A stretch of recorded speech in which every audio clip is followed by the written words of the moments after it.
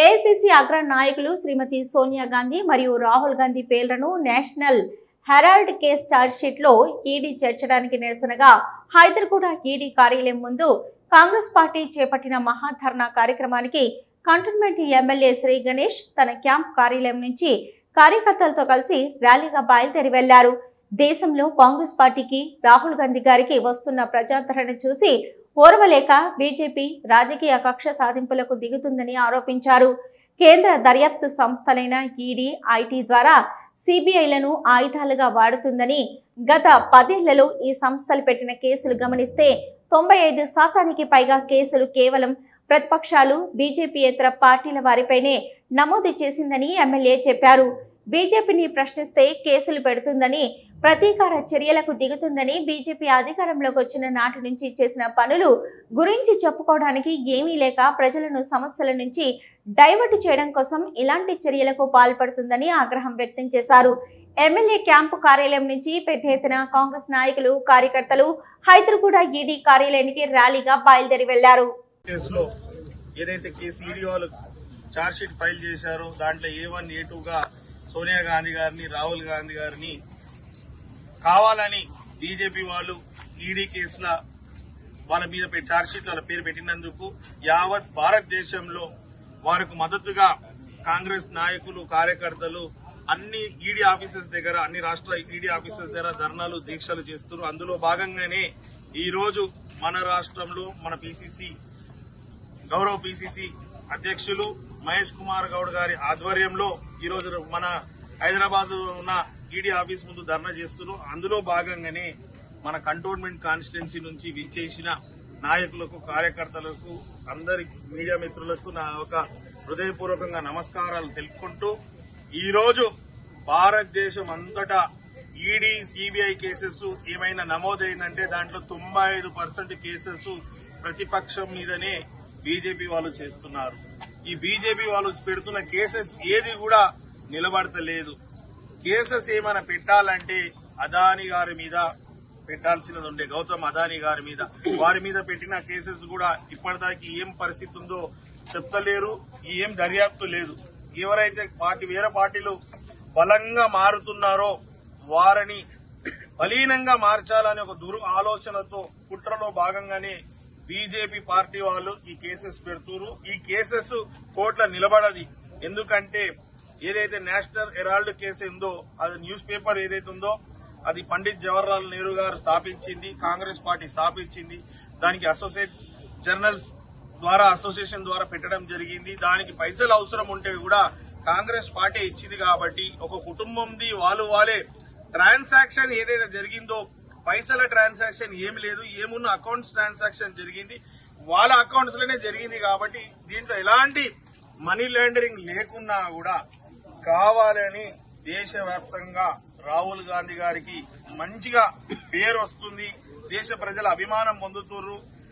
ఏదైతే వారి నినాదం ఇచ్చిర్రో భారతదేశం అంతటా బీసీలు ఎంత జనాభా ఉన్నారో, ఏ కులస్తులు ఎంత జనాభా ఉన్నారో వాళ్ళకంత హక్కు ఇవ్వాలని నినాదంతో తెలంగాణ రాష్ట్రంలో కాంగ్రెస్ ప్రభుత్వం ఫస్ట్ 42% బిల్ రిజర్వేషన్ ఏదైతే ఉందో అసెంబ్లీలో బిల్ పాస్ అయినందుకు, ఎస్సీ వర్గీకరణ ఎన్నో సంవత్సరాలు పెండింగ్లు ఉన్నా కూడా అది కూడా చేసినందుకు, ఇదే మోడల్ భారతదేశం అంతటా రాహుల్ గాంధీ గారు తీసుకుని ప్రతి రాష్ట్రంలో ఇది తెలిపిస్తున్నారు.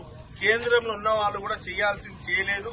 మేము ఏ రాష్ట్రంలో అయితే కాంగ్రెస్ పార్టీ ప్రభుత్వం ఉందో అక్కడ ఇది చేస్తున్నందుకు దేశవ్యాప్తంగా ఈ బీసీ రిజర్వేషన్ గురించి, ఎస్సీ వర్గీకరణ గురించి మంచి పేరు వస్తున్న సందర్భంగా దాన్ని ఎలా మళ్లించాలని ఒక దృఢ ఆలోచనతోటి ఈ కేసు ముందుకు తీసుకొచ్చి ఈ బీసీ ఏదైతే బిల్లు 42% ఉందో దాన్ని, ఎస్సీ వర్గీకరణని, మిగతా డెవలప్మెంట్ అంతా సైడ్ లైన్ చేయాలని దేశవ్యాప్తంగా వీళ్ళు అటెన్షన్ డైవర్షన్ పాలిటిక్స్ చేస్తున్నారు. వారు 11 సంవత్సరాల నుంచి ప్రభుత్వం నుండి ప్రజలకు ఏం చేసిరని చెప్పుకోలేక ఎప్పుడెప్పుడు అవసరం వస్తుందో అప్పుడప్పుడు ప్రజల దృష్టి మళ్లించి దొంగలు ఏ విధంగా అయితే దొంగతనం చేస్తారో అదే మాదిరిగా ఈ బీజేపీ వాళ్ళు కూడా చేస్తారు. సభకు నమస్కారం. ఈరోజు దేశవ్యాప్తంగా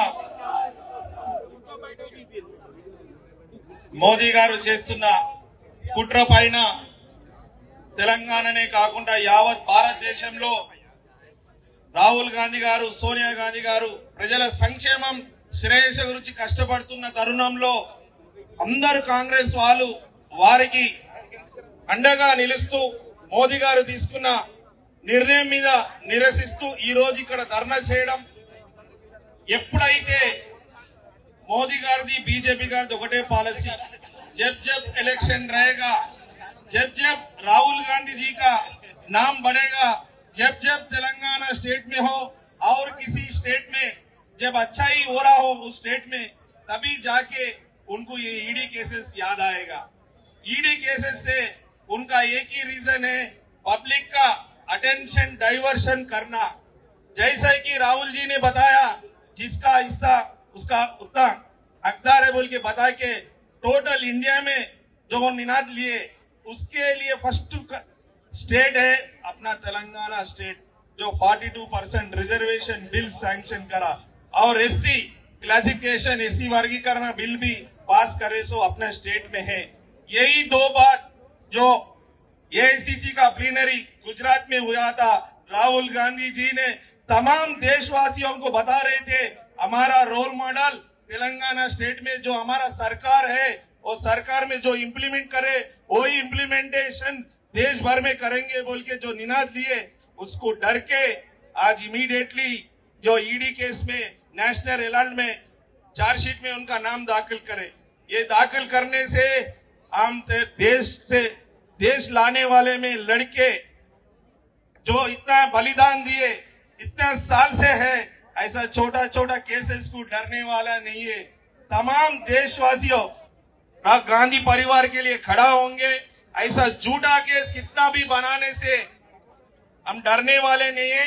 ऐसा केसेस लगा के अभी तक 95% ऑफ दी ईडी और सीबीआई केसेस है, वो अपोजिशन पार्टी को डराने के लिए, धमकाने के लिए, जो अदानी के ऊपर जो केस लगा है, इसका अभी तक चार्जशीट नहीं है, उसका क्या पोजीशन है बताया नहीं। जितना भी अजीत वाडेकर जो भी महाराष्ट्र में जितने लोग हैं, उनका अभी तक क्या हुआ उनका पता नहीं। उनको पार्टी में लेने के लिए ईडीआई सीबीआई केसेस लगाते। अभी अपना तेलंगाना स्टेट देश को मॉडल बनने जा रहा है, ये भी डाइवर्शन पॉलिटिक्स कर रहे हैं। ये डाइवर्शन पॉलिटिक्स पूरा देशवासियों अभी जान लिए। आने वाले दिनों में मोदी जी को, अमित शाह जी को, बीजेपी वाले को यही खतरा बनेगा। ये जो ऑर्गेनाइजेशन है, वो ऑर्गेनाइजेशन को उन लोग उनका पार्टी के लिए यूज कर लिए। लोगों को भी पता चल गया ये डम्मी केस है, ये डम्मी केसेस से कुछ भी नहीं होगा। जैसा स्वतंत्र लाने के लिए यहाँ जितने भी कांग्रेस के लीडर्स और स्टेट लाने के लिए भी इधर लीडर्स और कार्यकर्ता है, वैसी देश के लिए, स्टेट के लिए हम सब जने कार्यकर्ता लोगों के लिए लड़के, लोगों को अच्छा करने के लिए हमारा जान तक दे देते बोल के बताते हुए, ये केसेस से कोई डरने वाले नहीं, मौत से ही नहीं डरे, केसेस से क्या डरते बोल के बताते हुए सबसे విదా లేదు. థ్యాంక్ యూ గణేష్ అన్న. ఇప్పుడు శాసన మండలి సభ్యుడు